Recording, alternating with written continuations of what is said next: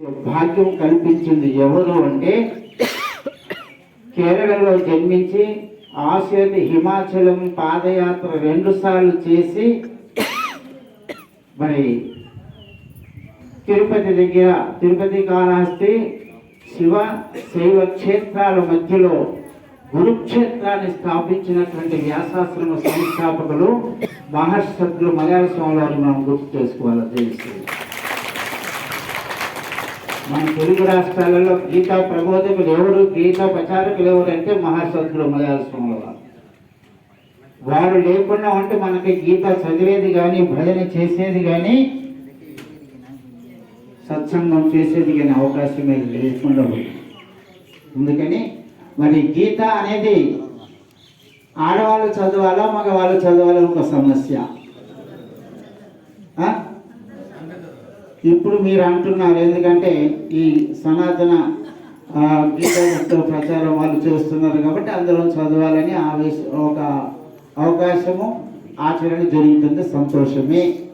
కానీ పూర్వం సుమారు 70 సంవత్సరాల ముందు మన దేశంలో ఈ తెలుగు రాష్ట్రంలో భగవద్గీత చదవకూడదు, భగవంతుడి యొక్క దివ్య మంత్రాలు వినకూడదు. బాగా వినండి మన మూలాలను. అందుకని ముందు మన బాల్యంలో ఉన్నటువంటి విషయాన్ని గుర్తించుకున్నప్పుడు, వృద్ధాప్యంలో ఆ జరిగే విషయాలను గుర్తించుకున్నప్పుడు మనలో ఉత్తేజం కలుగుతుంది. అలాంటి సందర్భంలో ఎందరెందరో మహనీయులు అందరికీ వందనాలు అన్నట్టుగా మొట్టమొదట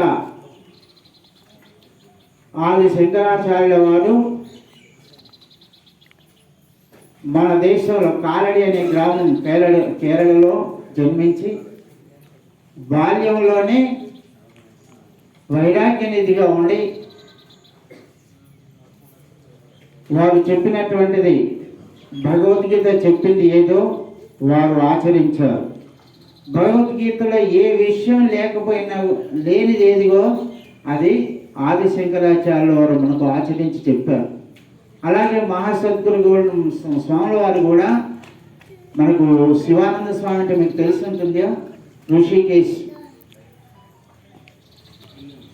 శివానంద ఆశ్రమం ఉంటుంది, మన లక్ష్మణ జోల దగ్గర రామజోల దగ్గర ఉంటుంది.